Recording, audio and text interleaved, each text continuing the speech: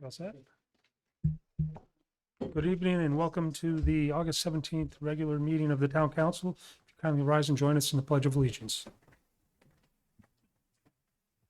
I pledge allegiance to the flag of the United States of America and to the republic for which it stands, one nation, under God, indivisible, with liberty and justice for all. Thank you. The only announcements I have are upcoming meetings. They're all regular meetings.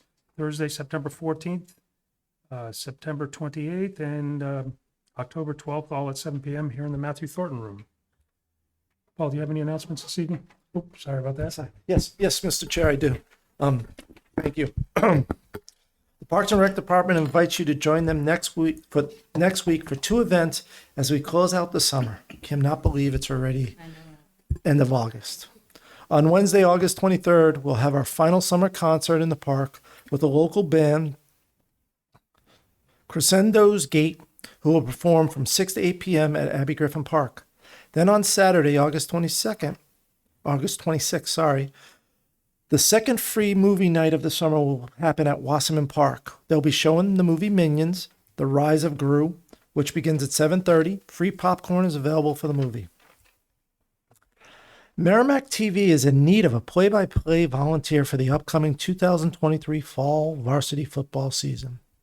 If there is anyone in town interested in being the voice of the Tomahawks, please reach out to the media division at 603-423-8561, or you can email them at merrimacktv@merrimacknh.gov. The 3 home games we still need coverage for are on September 29th, October 6th, and October 27th. Who knows? You can be the next Johnny Most. Effective as of August 9th, Merrimack TV cable channels have changed. The government channel, which was on Channel 20, will now can be seen on Channel 6. The education channel, which was 21, is now Channel 8. HD channel 1071 is now 1072. The community channel, Channel 22, is still Channel 22. Xfinity customers were notified of the change by mail 60 to 30 days ago, and 1 week prior by email. Please follow us on the new channels. Thank you.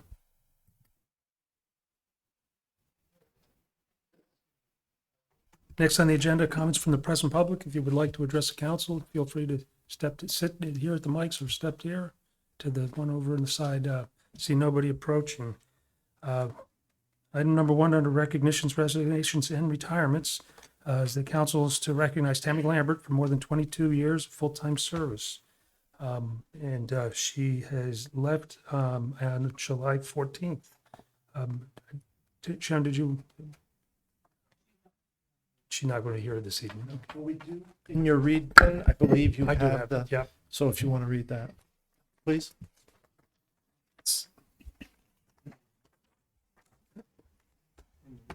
No, not in my, presented to Tammy Lambert in recognition of the loyal and dedicated full-time service which you've contributed for more than 22 years to the town of Merrimack in the town clerk tax collector office and then in the finance department. Her dedication and devotion to duty has been a tremendous asset to the town of Merrimack. We wish to extend to her our sincere appreciation for her outstanding performance of duty, July 18th, 2001 to July 14th, 2023. And it was a job well done. Great. All righty. Under appointments, Merrimack Conservation Commission, is Steve here this evening? No? Oh, I'm sorry. Alan is here this evening to speak to us about a request to add a high school student representative to the Conservation Commission. Thank you. Thank you, Mr. Chairman. I am Ellen Kolb, a member of the Conservation Commission, and I'm here this evening on behalf of my fellow commissioners to put in a request. We would love to have a student member. Pull the mic a little closer. We'd love to have a student member from Merrimack High represented on the Conservation Commission. This is something that we have talked about for quite some time, and when we reviewed our rules of procedure last May at our annual meeting, We thought it would be a simple matter, and then we realized there's a little more to never it because the Conservation Commission is not like Parks and Rec. We have other responsibilities. But we still would like to pursue it. Our chairman, Steve Perkins, has had some email contact with Tim Thompson and with town manager McCauley. And we understand that if this happens, if it's possible, it will have to come from the town council.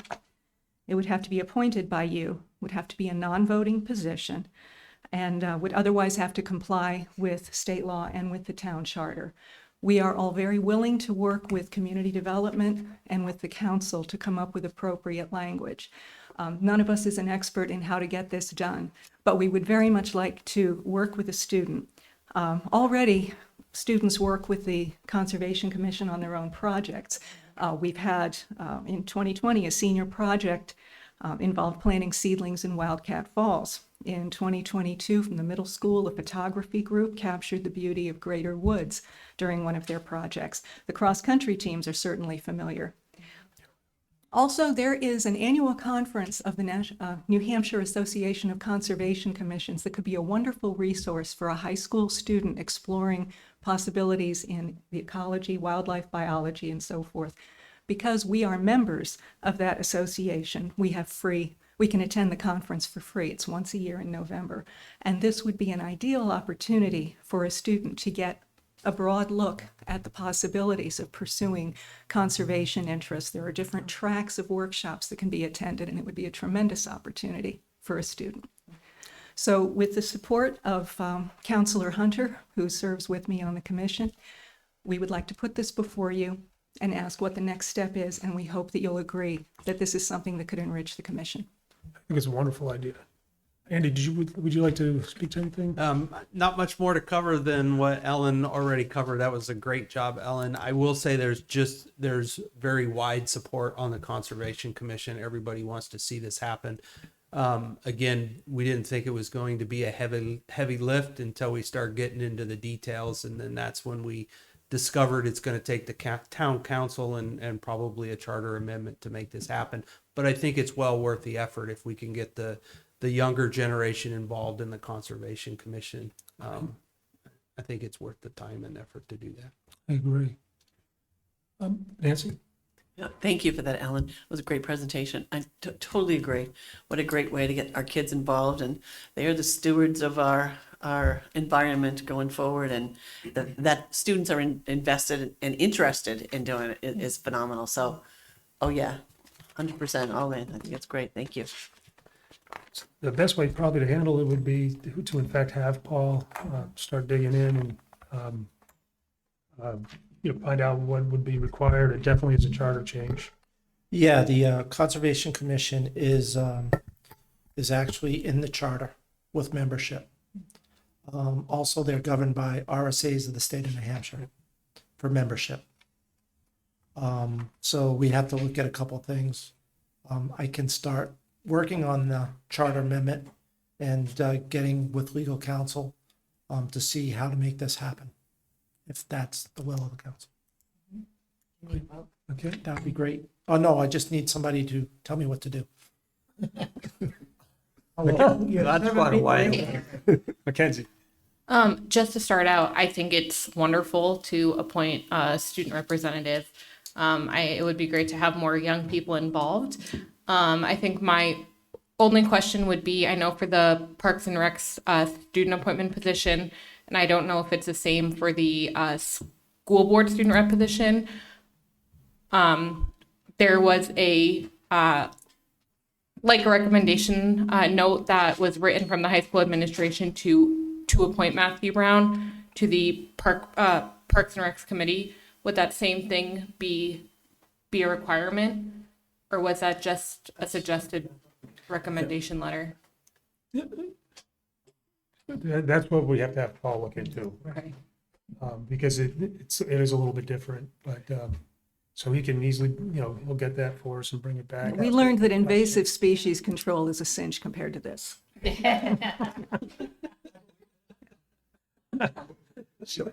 Tom? So is the idea a one-year appointment? Yes. like the school board is doing. Yes. And the law and our charter talks specifically about 3-year terms for everybody. Obviously, any student could be appointed for a 3-year term and not necessarily be a student rep. So I'm trying to understand the difference between a student rep and a conservation member.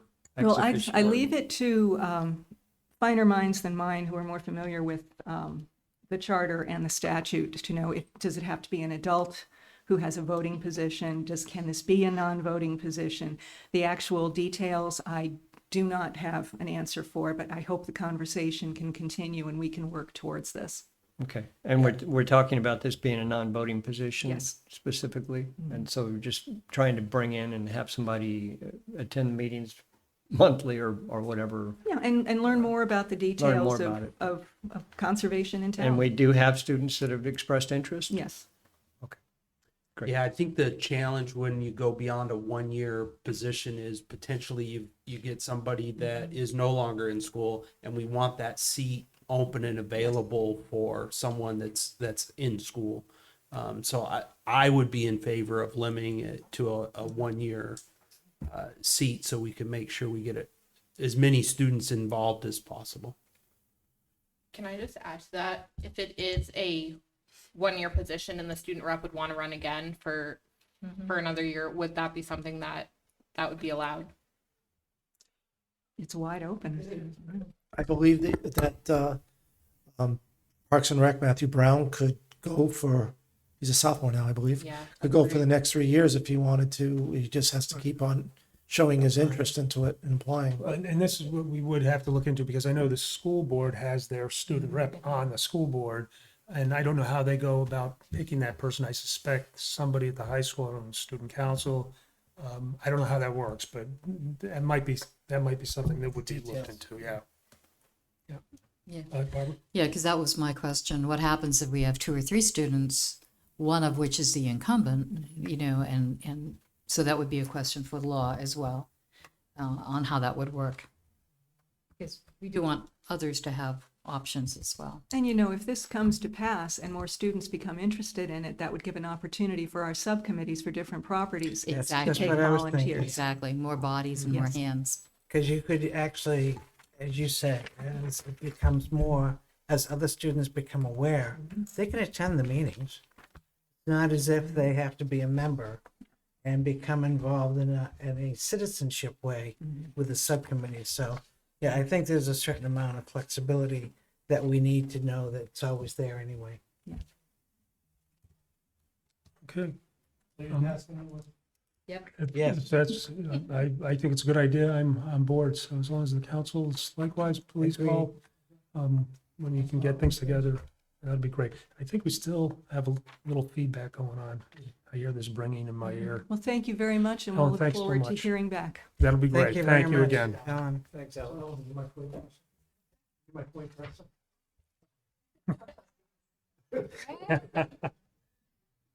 All right. This evening, we have no public hearings, legislative updates. I see nobody here. Did we get anything? Nancy, of course. We did. Nancy, do you have anything? Nope. All righty. Town manager's report. Beginning Monday, August 21st, the library's catalog will have a fresh new look and improved user experience using Aspen Discovery. This upgrade is the consortium-wide and has been paid by the consortium capital funds. Thanks to everyone who participated in our summer reading program. All together now, we'll share our final participation stats in the next few weeks. The Salhegan Pump Station upgrade has been completed as part of the project, upgrades that we're doing to the wastewater treatment plant. We were upgrading 3 of our pump stations, and Salhegan was one of the first ones, and that's been completed. Pavement at the intersection of Daniel Webster Highway and Bedford Road by Walgreens will be milled down on Friday, August 18th, between the hours of 9 a.m. and 3 p.m. The area will be paved on Monday, the 21st. Please use caution through that intersection or seek alternate routes. If you're not familiar with the area, the pavement's kind of buckling by the traffic light. We're repaving that whole intersection with a Airport grade. airport grade pavement so that it won't buckle with trucks and things stopping. In the next month, Daniel Webster Highway will have the pavement preservation treatment, which will require many steps. Dates are to be determined at this time. Please check back at the DPW website for more information. There will be signs and information posted on the town's website when the dates have been determined. South Babuzik Lake Road was closed on Monday for the culvert replacement project. The project is going well, and the road will reopen as soon as possible. Continental Paving will then continue the drainage replacements in various locations back towards Babuzik Lake Road. You can expect alternate way traffic and detours while the work is being conducted. If possible, please seek alternate routes. Once the drainage has been completed, South Babuzik Lake Road and Joppa Road will be repaved. The Fernwood and Timber Area Drainage Project is beginning and will continue for the next several months. The next hazardous household waste collection is Saturday, August 26th from 8 a.m. to 2 p.m. in Pelham, located at 33 Newcomb Field Parkway in Pelham. The last night, Thursday, September 7th, for the transfer station to be open. It will be open until 7 p.m. on the 7th. That will be the last night for extended hours. If the council would just bear with me for a few seconds, I want to give you an update. The ladder truck. I know we went through and we used ARPA money to fund the ladder truck, $1.5 million during the budget process. And we thought we were going to get a ladder truck a lot sooner than we are in the queue for. On Tuesday, the vehicle committee at the at the fire department, as well as the chief, met with our vendor to talk about getting our truck put into the queue and possible build. The contract we signed said the product is scheduled to be within 22.5 and 23 months from the effective date of signature. On April,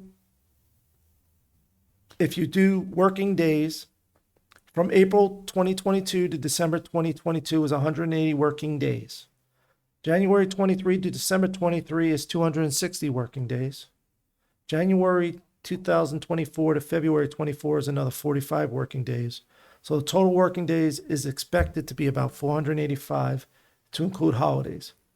However, once we finalize the build through our pre-construction, we believe the truck should be in Merrimack by June of 2024. There's been a lot of tie-ups and delays, and not due to the town of Merrimack, but due to the vendor and some of their subs. There was a big push because the motors were being changed over. So a lot of people put orders in and got inundated. Pierce got inundated with orders because of the motors. During this process, the tires on the vehicle, for one instance, was told that we're no longer making the tires that were spec'd on these vehicles, we're changing to the new tires.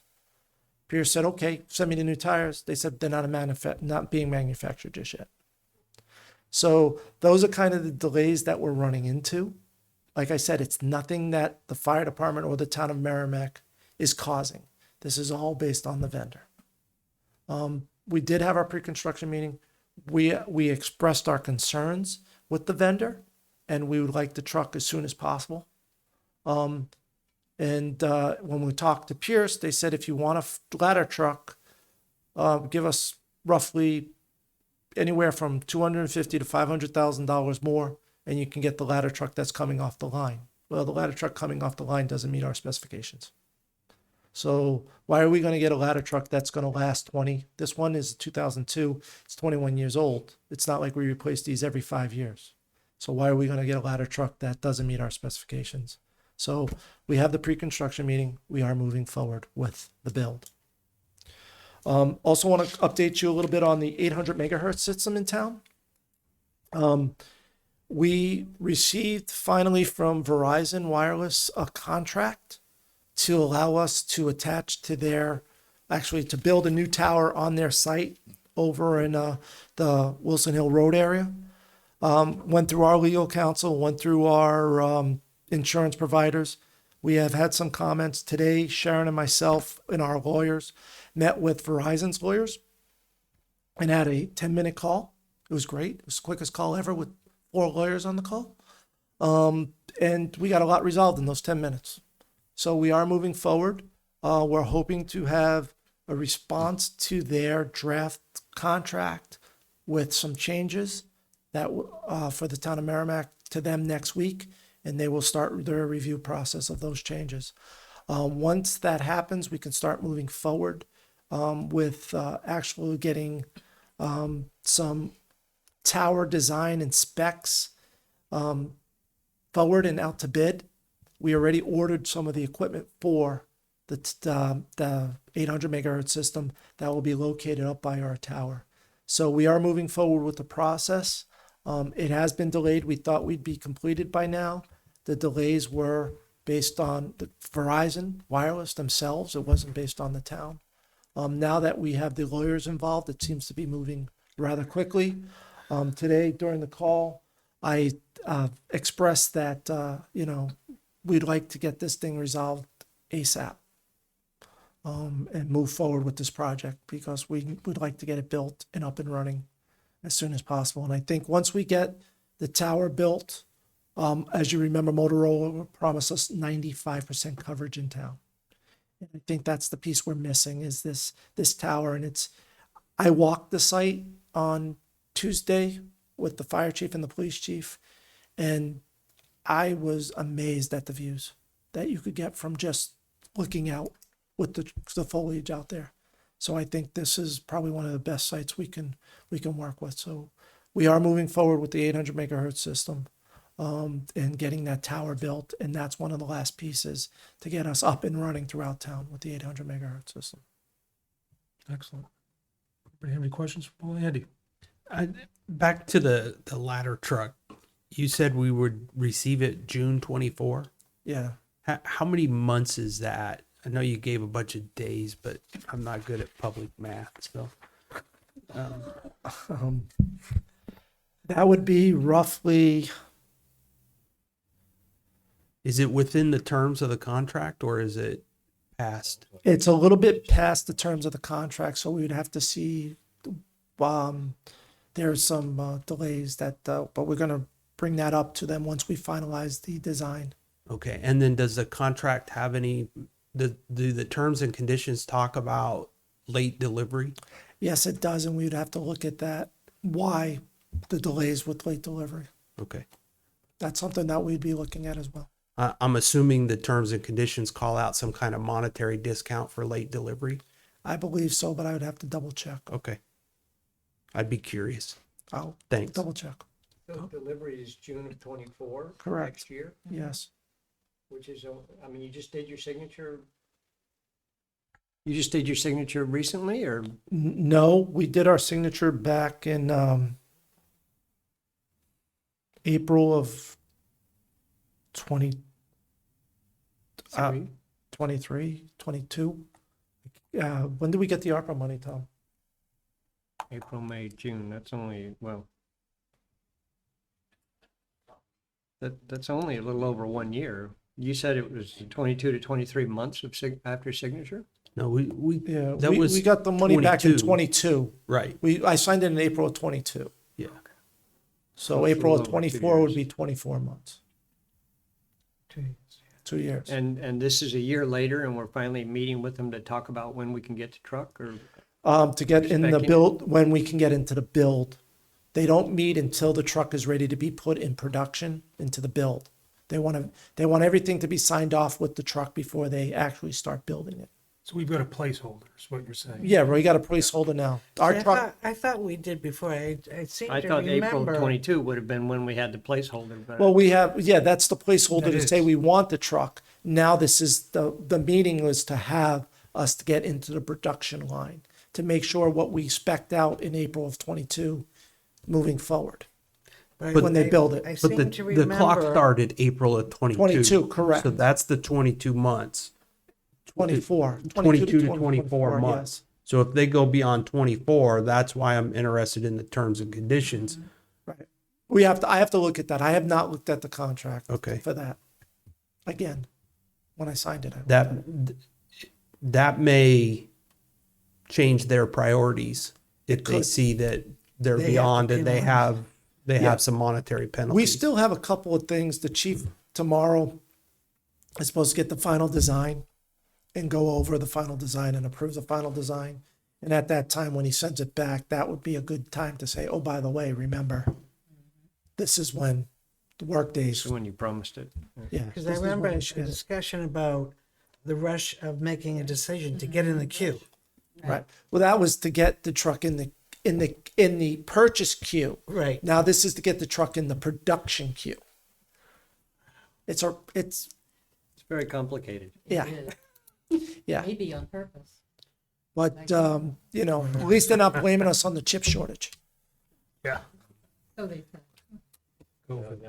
It's just tires. That's all that I have. Good for the time being? Question? Yes, Barbara. So getting back to the 800 megahertz tower, Yes. what's the implementation date or the start date for that construction? We have to finalize and sign the contracts with Verizon. We're hoping that by latest mid-September, everything will be back and everything will be signed. Then we can start doing our implementation plan from there. But we're still negotiating the contracts back and forth because Verizon's leasing the land. It's really a Verizon. We're building a tower next to a Verizon tower. Verizon then will take when we build the tower, they'll take their equipment off of their own tower, put it onto the tower we just built, and decommission the tower that they had. So there's a bunch of things that would have to happen. For the longest time, we were not getting any communication. Any from communication? Verizon. Not at all. Yeah. I think that's part of, so we had to get an attorney involved. No, we got the communication and then we got our attorneys involved once we got it back from them. But it was a long time It was that a long they time did before. not communicate at all. And once we got our attorneys involved, after we reviewed it all, and we had a call with our attorney earlier in the week, and I said to her, "You're the point person now. Could you reach out to them?" They seem to be moving rather A little more. more responsive, having the attorney instead of us. Just a second question on that. So we build a tower on Merrimack Town, in Merrimack, on land being leased by Verizon. Correct. So we build a tower, they decommission their tower and use our tower. Are we going to charge them for that? It's they're paying taxes. Okay. They're still paying taxes. We don't take over the tax bill. I They're the know. leasee. But we of own the property. tower. We own the tower. That's why the attorneys have to get involved and discuss the lease agreements and things of that sort.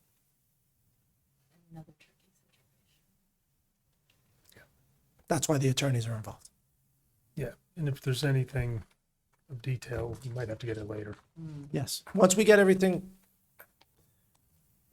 a handshake agreement will come back and we'll explain everything of the agreement Yep. to the town council. Thank you, sir. All righty, everybody's all set? We'll move on. There's nothing on the consent agenda, no old business. Item 1 under new business, committee appointments. The council's to consider the appointments of Tom Martinson to the Conservation Commission as an alternate member, Kevin Peters to the Planning Board as a full member, and Wolf Bonchon as a Zoning Board of Adjustment full member. We interviewed these folks last week, wasn't it? I lose such track of time. And you know, there's a couple of new ones and it'll be good to, we were comfortable with the interviews and we're happy to move them forward. And that's our request to you, is to agree with that recommendation. Would you like a motion individually or collectively? We probably could do it collectively because nobody's here this evening unless, Collectively will work as long as you read the name and their appointment, commission, and what their appointment is. somebody'd like to. Okay, make a I'll motion. make a motion. I'd like to make a motion to appoint Tom Martinson to the Conservation Commission as an alternate member, Kevin Peters to the Planning Board as a full member, and Wolfram Ronchon as a full member on the Zoning Board of Adjustment. Pardon me? It says alternate on this. I It think says alternate on the interview sheet. I don't, For Wolf? for Wolf, yeah. I know there was a discussion. Actually, I thought that would have been accurate more than what's on the agenda, but I don't know. Because that interview sheet was what we based it on. Correct, but there were discussions about, 3-year term, yes, alternate member. okay, so we're gonna, why don't we go with the alternate member? On Wolf? And if it has to be changed later, we can do that. How's that? Okay. Thank you for catching that. Yeah, good eye. So Wolfram for zoning board of adjustment, alternate member. Motion by Nancy Harrington, seconded by Nancy Murphy. Any further discussion? Seeing none, I'll call the question. All those in favor signify by saying aye. Aye. All right. Oppose or abstain? 700. Thank you to those folks for jumping on board. Next, item number 2 under new business is the council to consider the confirmation of the appointment of the new finance director pursuant to Charter Article 7, Section 8. For those that do not know, Tom Bowen, the current finance director, is retiring as of September 12th. Will be his last day. Against our wishes, by the way, but that's, Okay. So we conducted a process to go out and get a new finance director. We held interview. We went out for a month, held interviews with 5 candidates. Had a team come in and hold interviews with 5 candidates. They brought the top 3 candidates for my review. I interviewed the top 3 candidates, and I am presenting Adam Britton forward as the new finance director, and comes with us with a wide range of experience. Adam is also a certified public accountant.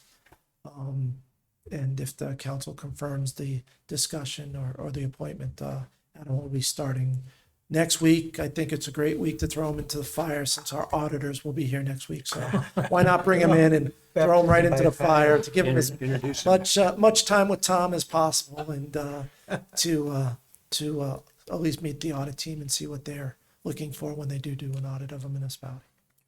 Council had an opportunity this evening in non-public to chat with Adam, and I'm happy with the opportunity for him to work with us.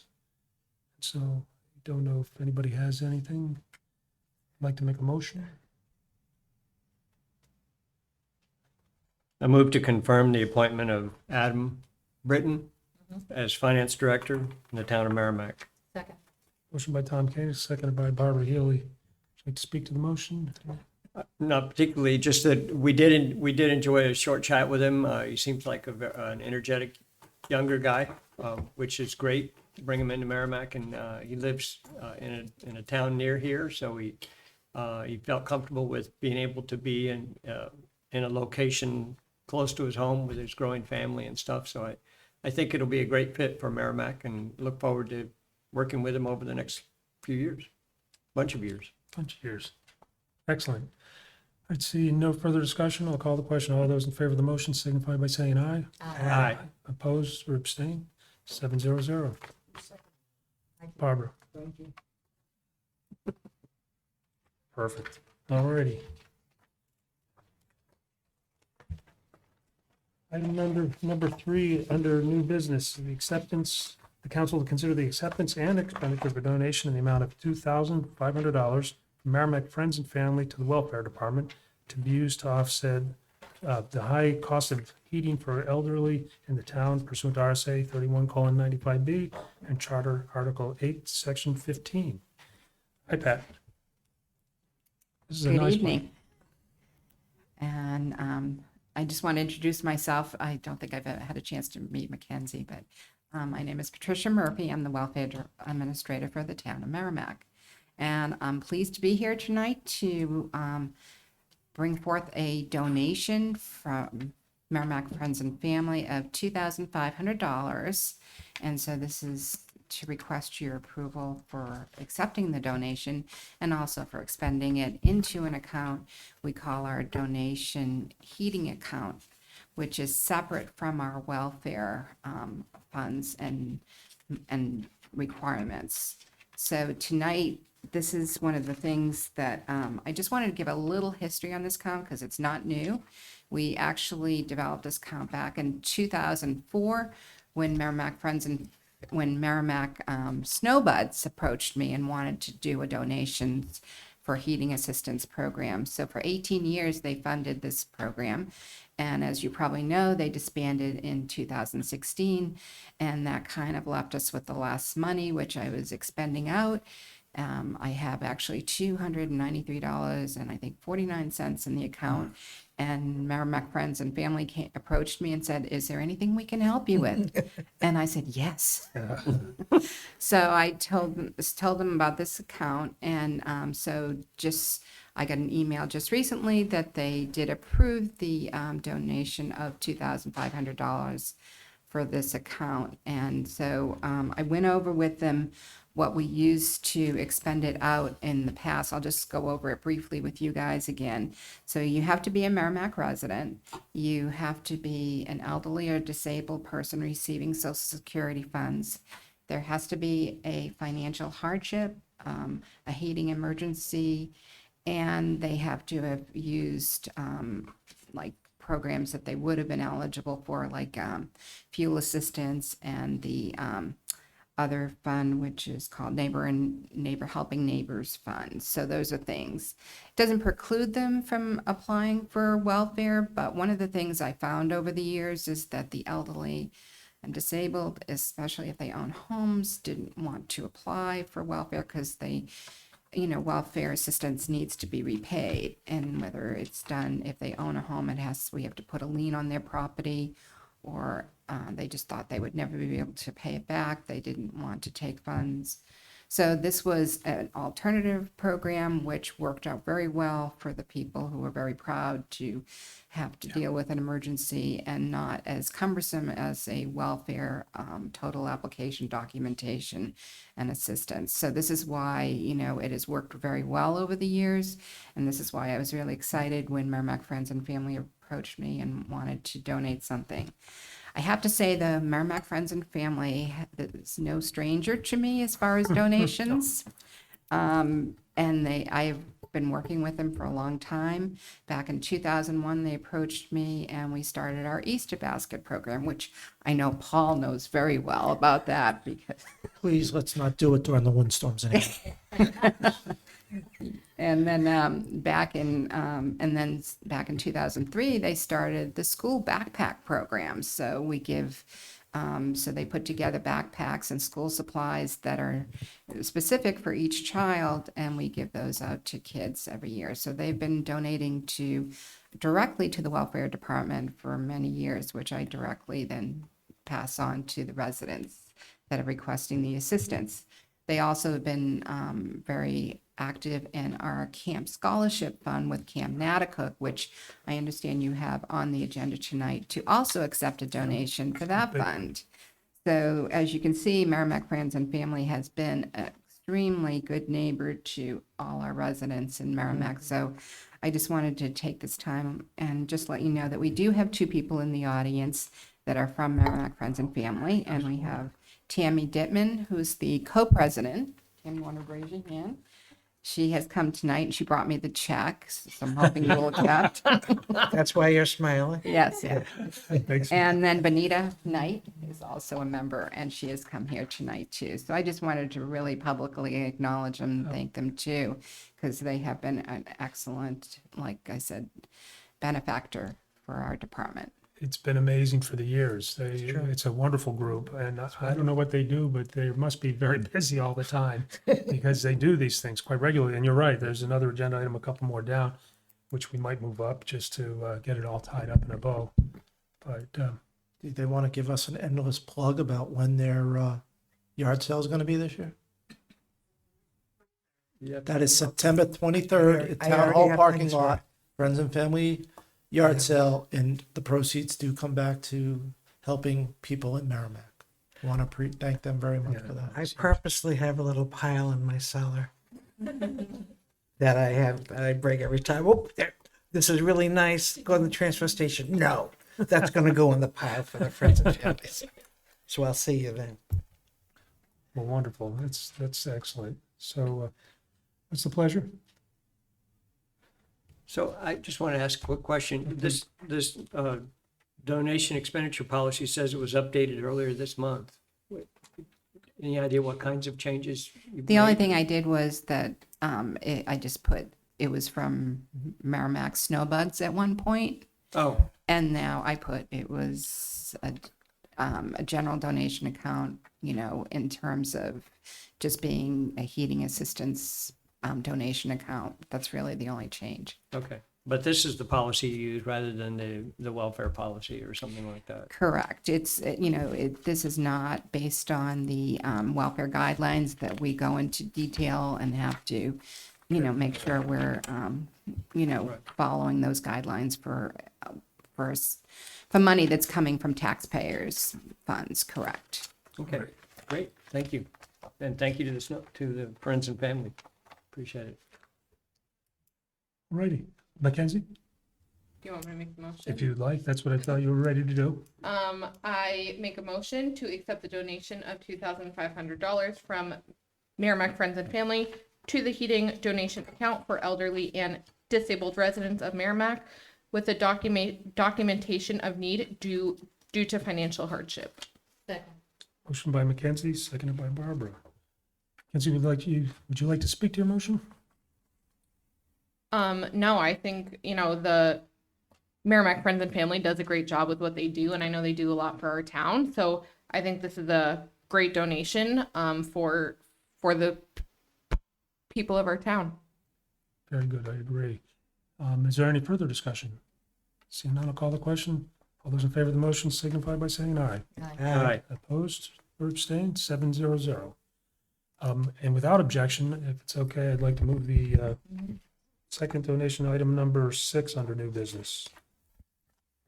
Once again, I think, you know, Merrimack Friends and Family are stepping up to the plate, do a donation of $2,500 for the Parks and Rec to be used towards camp scholarships for people that can't afford camp for next year. So maybe it's a boatload donation tonight. Yes. And thank you to the members of Merrimack Friends and Family. And I will say we had the Parks and Rec meeting last night, and that was brought up at the meeting, and everyone who sits on the Parks and Rec was very thankful to you guys, so thank you. All righty. The pleasure of the council. I move to accept the donation of $2,500 from the Merrimack Friends and Family for the Parks and Rec Department's camp scholarship fund. Pursuant to RSA 31, do you need that?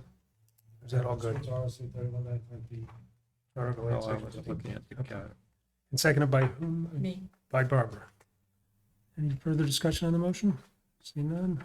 All those in favor of the motion signify by saying aye. Aye. Opposed or abstained? 700. And what date was your yard sale again, so we make it public? September 23rd, here in the parking lot. And if somebody has donations for that yard sale, what do we do? Good question. Could you come to the mic? Could you please come to Yeah, if you don't mind, that'd be wonderful. That way everybody can We're hear trying to you. help you here, so. Yeah, we're trying to get everybody to hear. Drop them off at the parking lot, starting at 6 a.m. Somebody will be there. That day. That morning, 23rd. day of, yes. Perfect. Excellent. Town hall parking lot, 6 Correct. a.m. We pray for good weather. Yes. Thank you so No very snow. much for this evening. Yeah, at least there won't be snow, that's true. Yes. Thank Although you. you might, Chris. Thanks, Pat. All righty.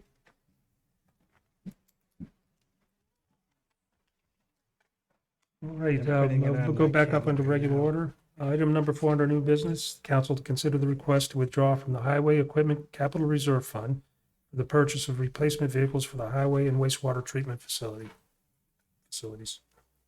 Don is here this evening. How are you?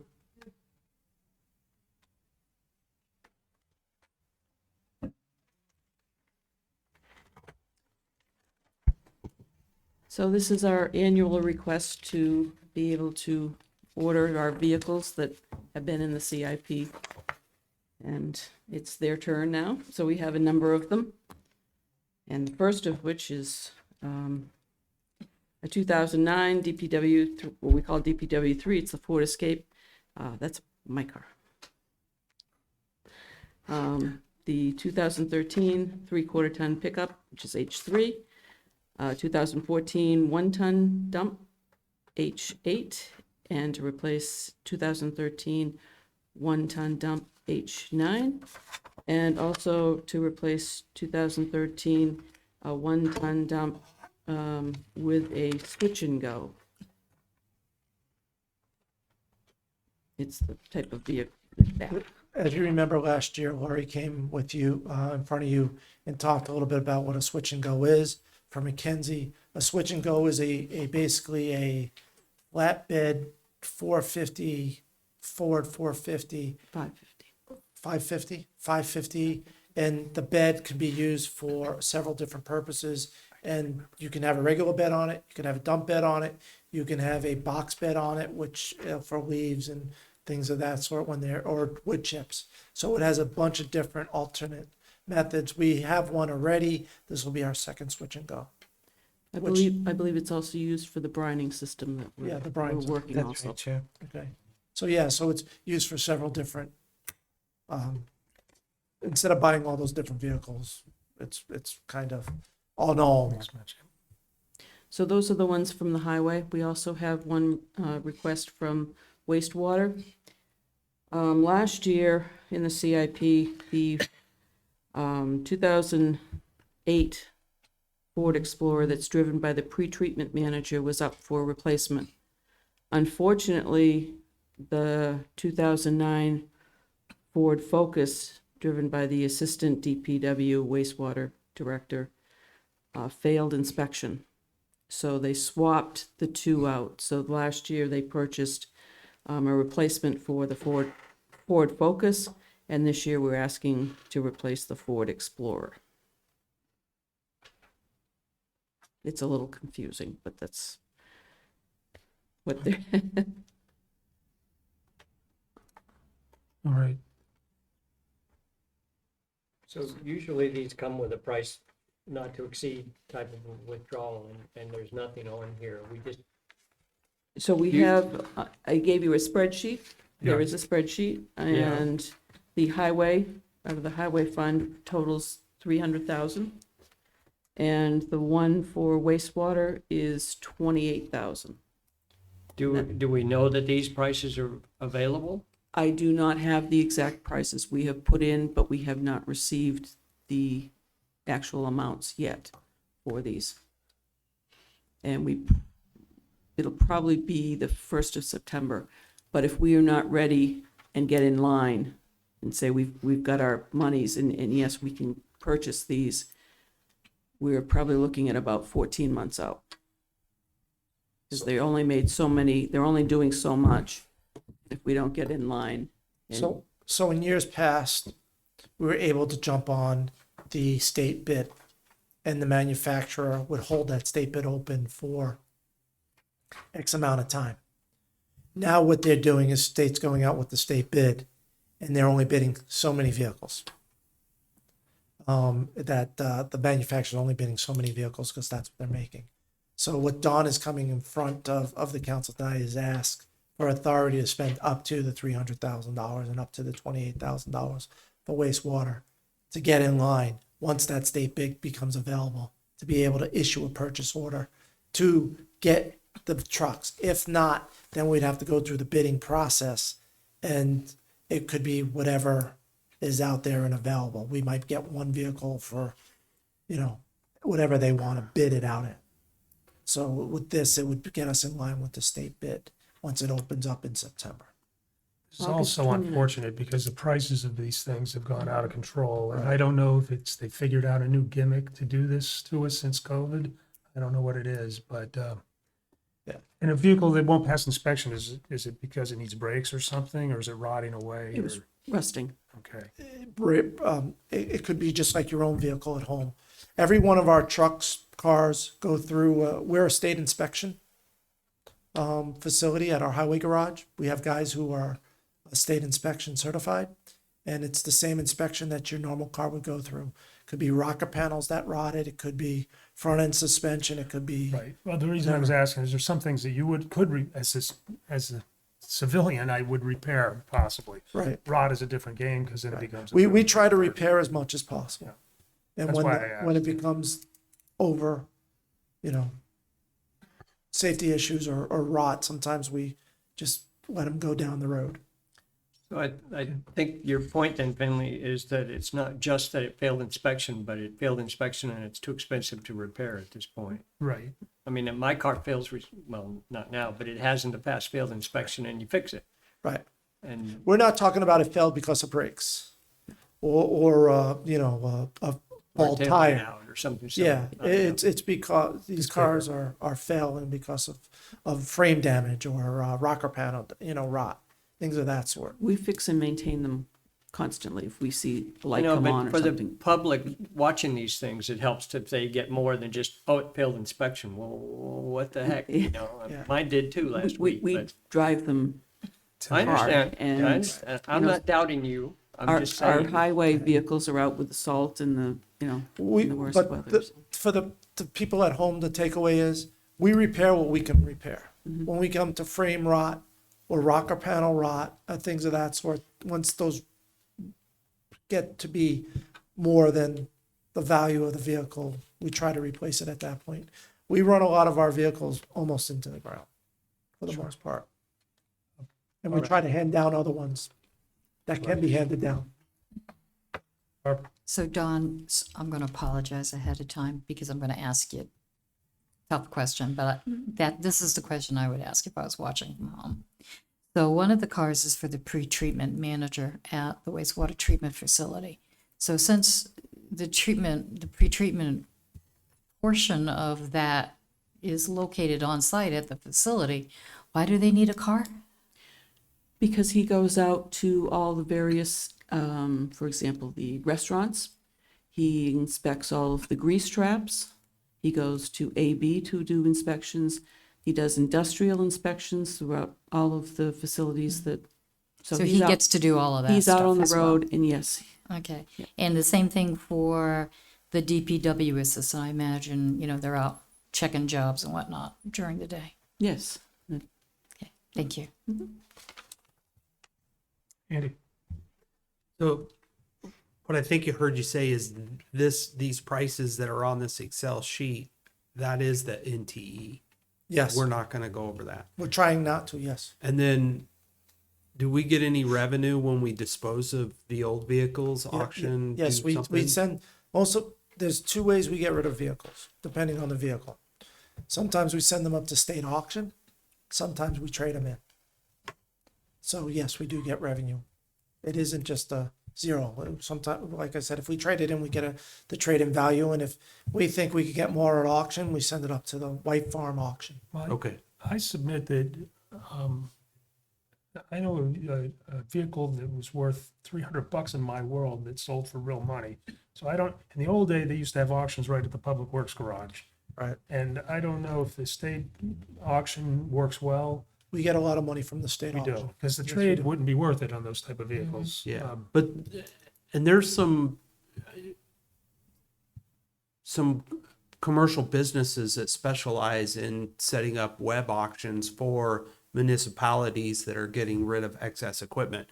If the state auction works for us, then great, right? Yeah. But my point is, I don't want those vehicles sitting around, or let's get the last dollar out of them we can by auction them off. We 90% of our vehicles go up to what we call the White Farm, which Yep. is the state auction, and we get revenue off of that.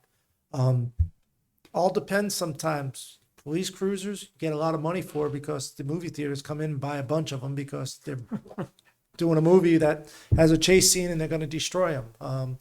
Those seem to fetch a good dollar.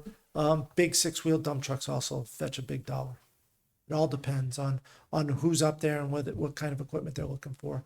Sometimes the 1 tons give us better money on the trade because the dealer wants them on their lot because that's more of they can get a better return on those when they sell them to a commercial outfit like a landscaping company or something else. So we look at the best possible scenario on the trade and see if it's worth it. And if not, we send it up to the farm. It's to be auctioned. Very good. All righty. Somebody like to make a motion? Or not? I'd like to make a motion, I'd like to move to approve the withdrawal from the Highway Equipment Capital Reserve Fund for the purchase of replacement vehicles for the highway and wastewater treatment facility. I'll make a second. Motion by Andy, second by Mackenzie. Can I make a friendly amendment? Yeah, I was just, Not to exceed. The Highway I just Capital noticed Reserve. that was not in what I just Yeah. read, so thank you. The Highway Capital Reserve, motion to withdraw money from the Highway Equipment Capital Reserve to purchase replacement vehicles for highway, not to exceed $300,000, and from the wastewater infrastructure capital reserve, not to exceed $28,000. Thank you. So moved. And to have you sign this. And for me to Sign sign any in and all all documents. documentations if needed. Exactly what I said. It did. What you thought. All right, Mackenzie's good? Yeah. All right. Any further comment on that eloquent motion? Well done, Andy. All right, seeing no further discussion, I'll call the question. All those in favor of the motion signify by saying aye. Aye. Any opposed or abstain? 700.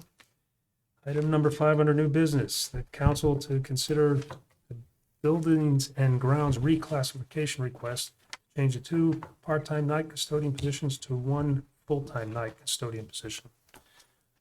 On. Thank you. So the current staffing, I am in charge of the division. We have 2 full-time custodians that work during the day here at Town Hall. They also go up to police or do Abby Griffin. They help out at the senior center sometimes, and they go down to the MYA.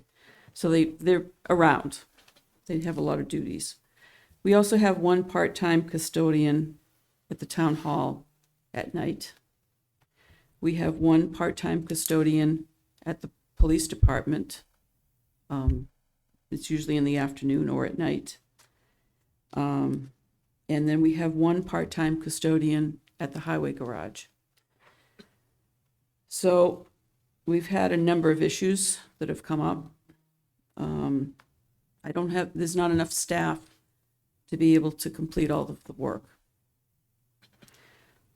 The areas aren't being fully cleaned.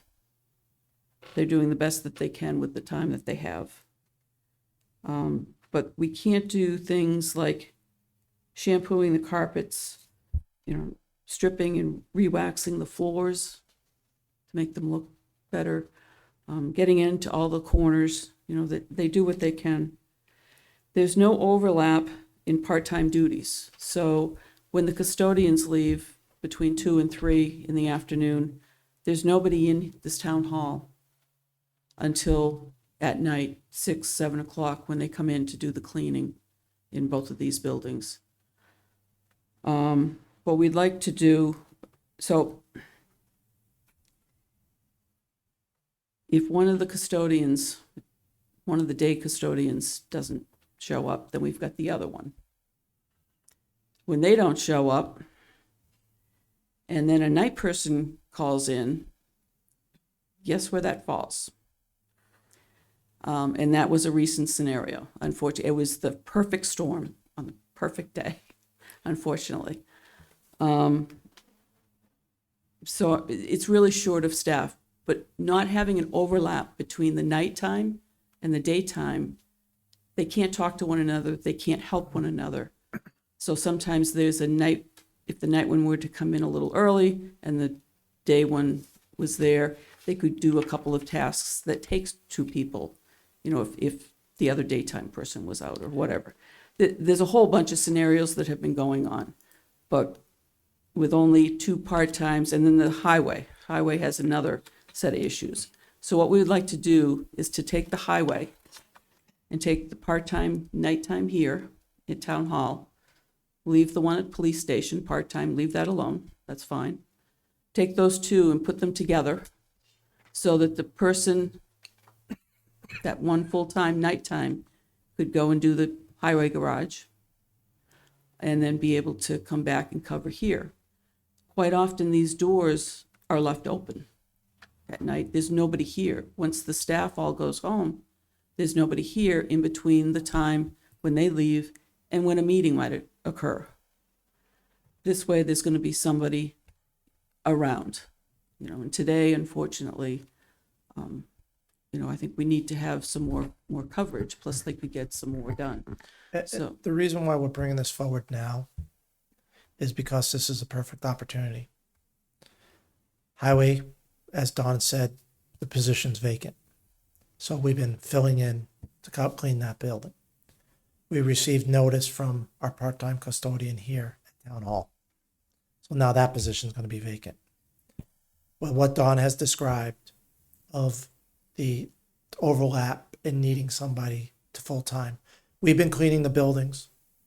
They've been doing the best they can. However, if we bring in full-time, I think the buildings might see a little more TLC. They'll be So able you're to talking be about a full-time evening? full-time evening custodian. yes. One full-time evening custodian. They would be able to go down. Highway gets out at 3:30 or 3. They'd be able to go down at 3, 2 days a week like we had planned for the part-time person. Clean the highway garage. Come back here, be able to clean this building. Also, if there's a problem at night with fire alarms going off, which there's been problems at night with fire alarms going off, they'd be here to help assist with that. They'd be here to help assist if there's a clogged toilet. If there's an overflowing toilet, which happened one night that we didn't catch. Things of that sort. So somebody will be in the building to help catch those things. They will also be cleaning the building and be a presence so that people will see that we do have somebody in the building. Our buildings are opened at night, and like Dawn has said, some of the functions and some of the other things that need to get done, such as removing waxing and things in the kitchen areas and in the bathrooms. While we do that, we have to do that on overtime on the weekend because our daytime staff is gone by the time they can get in here overnight to do those things. So that is why we're bringing this position forward as a full-time custodian. In years past, we used to have 3 full-time custodians. We used to have 1 in the day and 2 at night.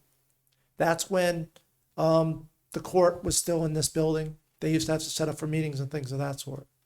Then we went to one in the day with some part-time people. And then we decided that we go 2 full-time during the day and part-time at night.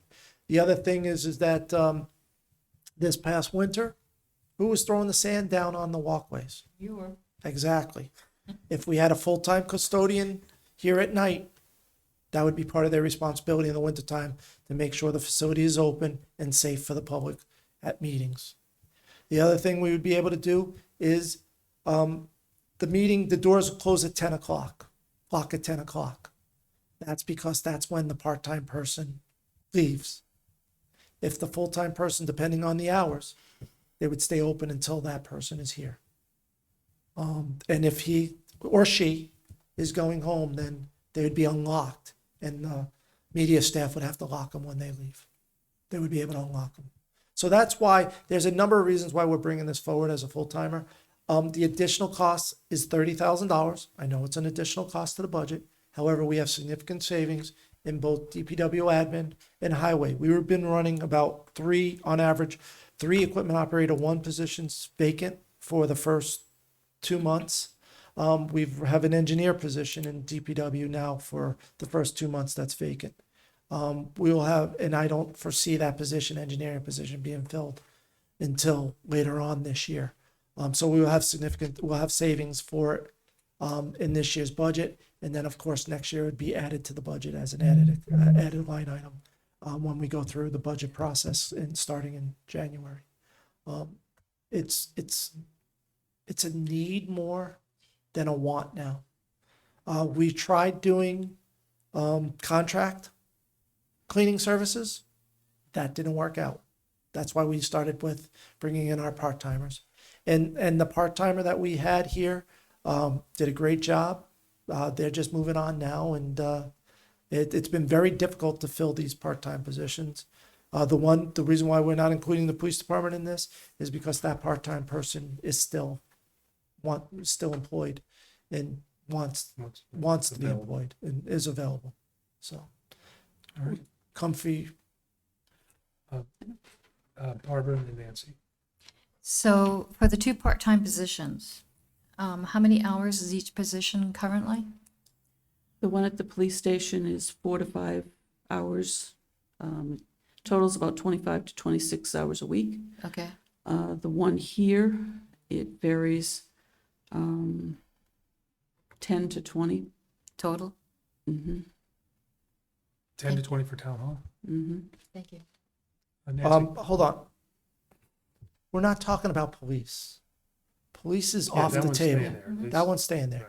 So the one who cleans here is between 10 and 20. The one at highway is between 10 to 15.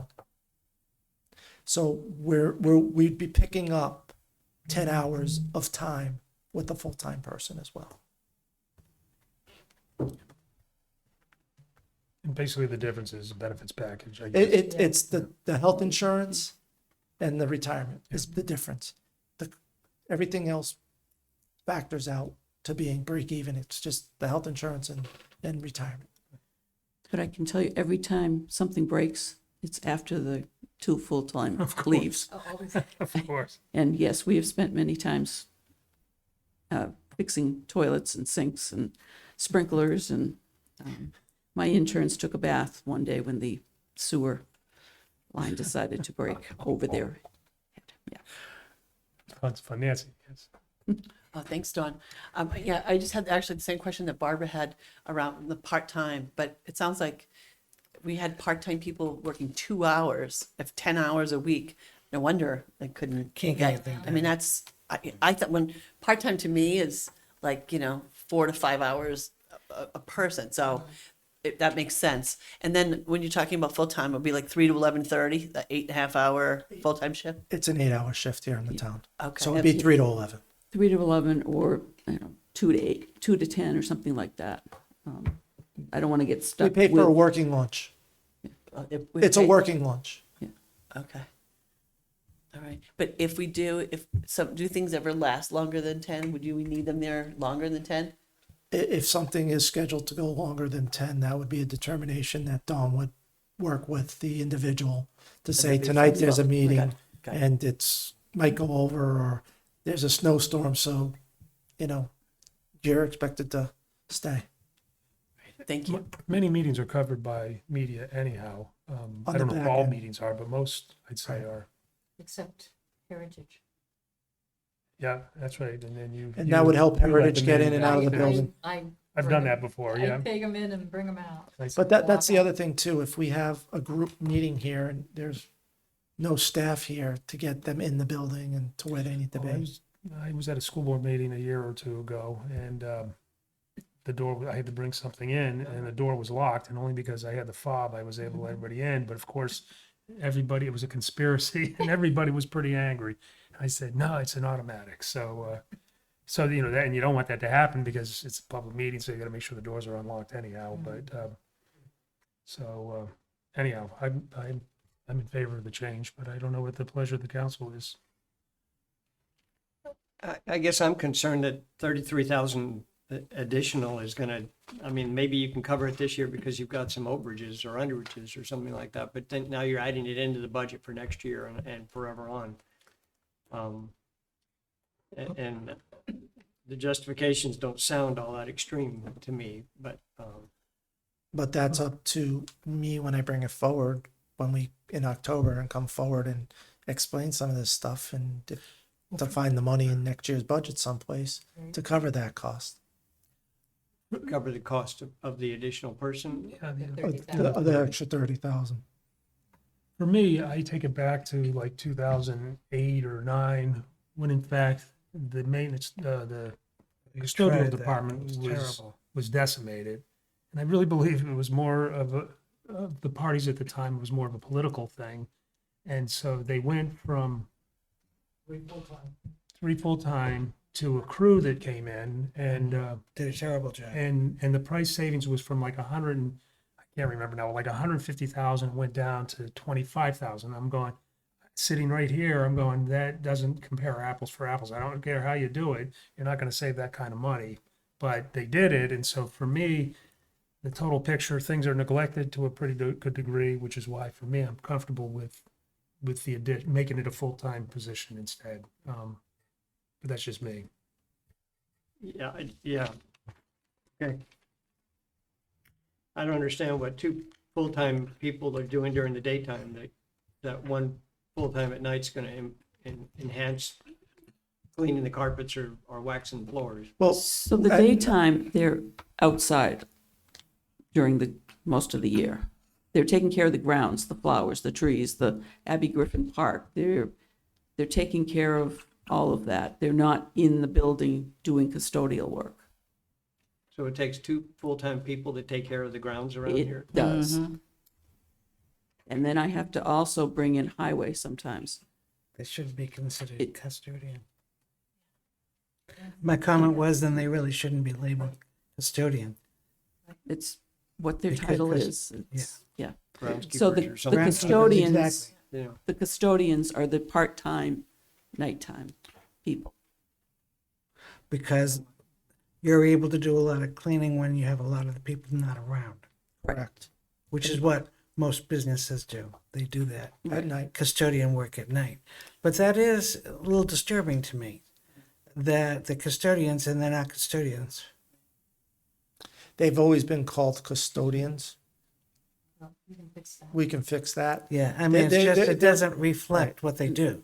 Because here we are talking about custodian, and we're going, Tom, you're saying two custodians in the day. Well, why is there stuff left over? Because they're not custodians, apparently, Right. in the understanding that we have. They're grounds people, Exactly. And they do come or in. maintenance, or They're whatever. In Yes. the winter time, they do the maintenance that I always call upon them to fix the sprinkler or But the maintenance alarms is and different than custodians. custodians. Exactly. So we should really evaluate how that's written. We should look at the title.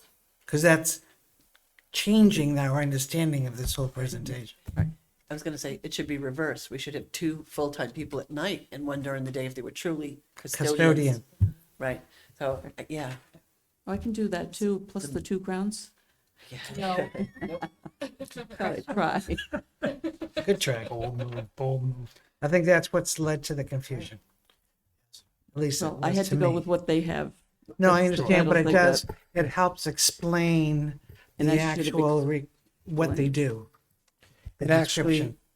the three of us, when we get together in September. That's right. That's right. All righty, Barbara? Yeah, I support this change, and here's why. Because these are public buildings, and in my mind, I see things that need to get done. Rust on some of the pipes as we go downstairs and out through the door that needs to be fixed or repainted. Areas outside in the, whatever we call that, breezeway, on the buildings that needs to be repainted. And those are things that if they're not caught, just lead to more interior damage that gets done under the fascia board. So, yeah, I can see and if it means we don't have dust bunnies running under the pews anymore, yeah, I'll take that. So I support, yeah, we definitely need, these are public buildings. They shouldn't look unkept when public comes in. I will say all of them take great pride in their work. Yep, and I know, and there's only so many hours in the day. So many they can do. So, yep, I fully support it, and if it helps them out and they feel better about the job that they're able to do, all the more reason. All righty. Need a Yes. motion. He was telling me that. I thought it was something different because I knew that. What's the pleasure? I'll make a motion to approve the buildings and grounds reclassification request to change the 2 part-time custodian positions to 1 full-time night custodian position. Motion by Mackenzie, seconded by Barbara. Any further discussion on the motion? None, I'll call the question. All those in favor of the motion signify by saying aye. Aye. Opposed? Abstain. I'm gonna abstain. 601 with Tom Koenig abstaining. Thank you. Thanks, Ron. Okay, next on the agenda, item 7 under new business, town council to consider the acceptance and expenditure of a donation in the amount of $654.87 from Boy Scout Andrew Johnson, Eagle Boy Scout Andrew Johnson of Troop 401 to be used towards future improvements at Wasserman Park pursuant to RSA 31:95B, Charter Article 8, Section 15. And these were funds that were surplus from his, the boat, the canoe Boat and ramp. kayak Yeah, rack rack. that he Storage. built at Wasserman Park last Nice. year, I think, wasn't it? Yes. And so that's the remnants of that. And Wow. so that was a big one. So moved. A motion by Barbara to accept that, Second. seconded by Nancy Murphy. Any further discussion? Is, Yes.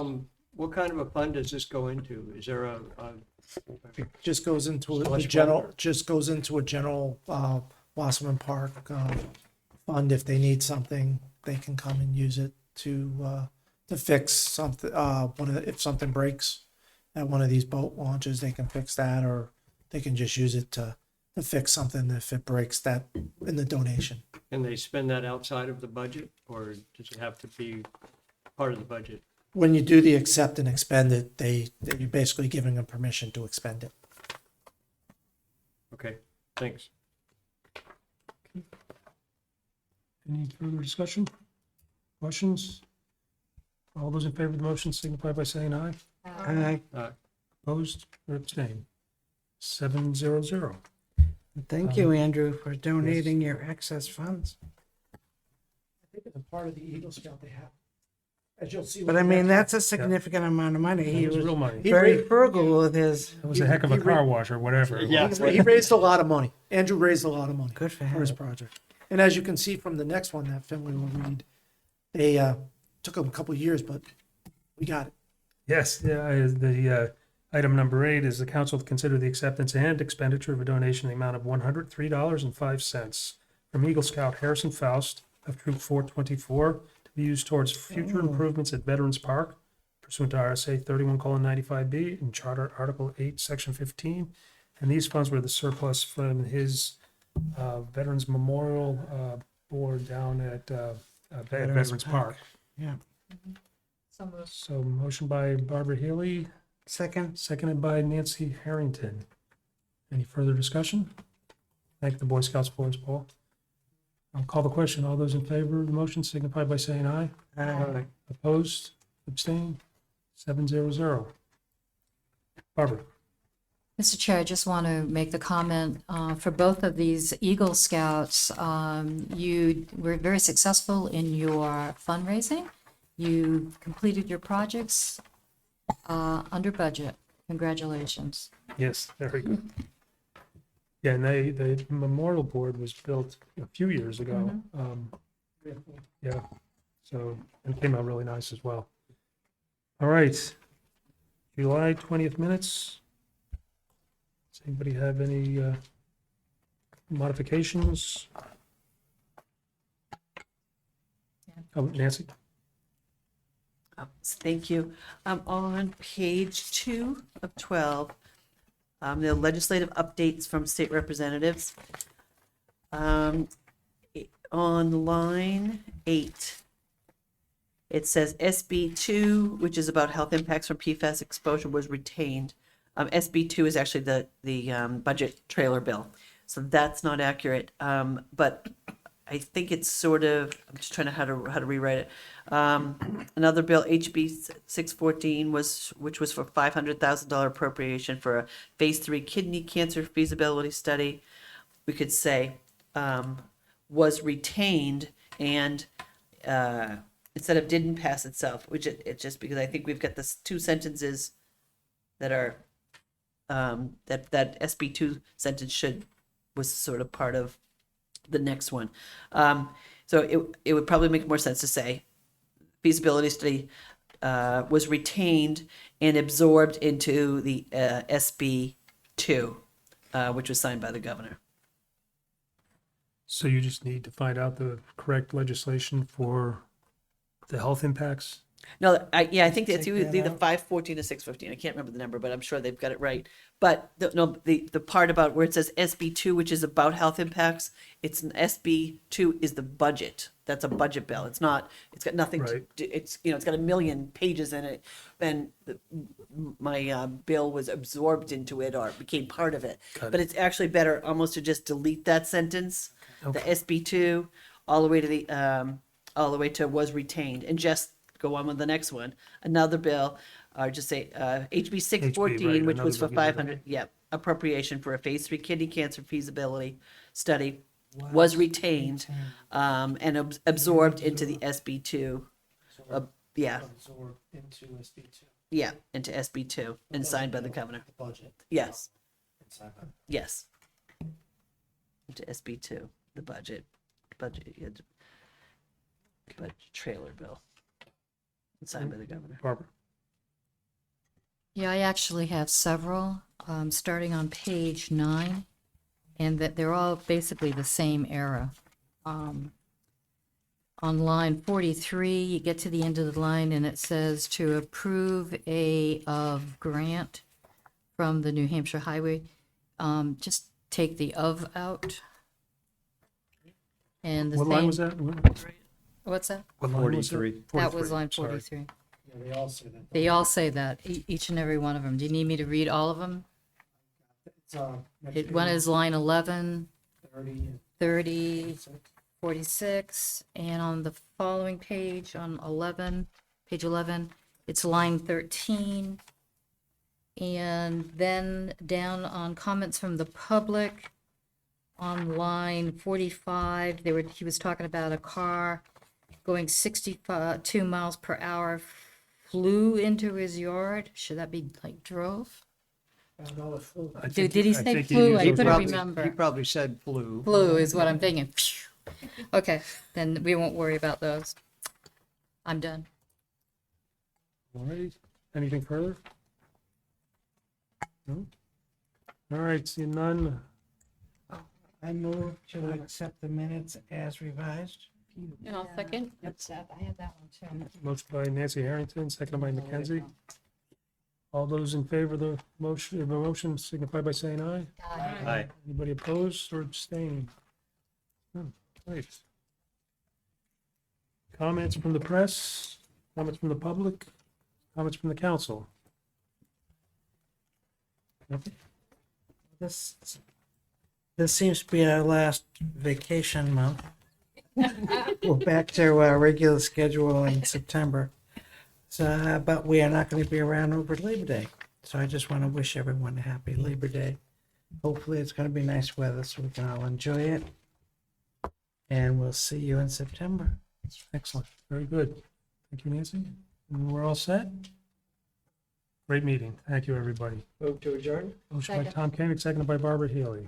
All those in favor signify by saying aye. Bye. Opposed or abstained? 700. Thank you very much.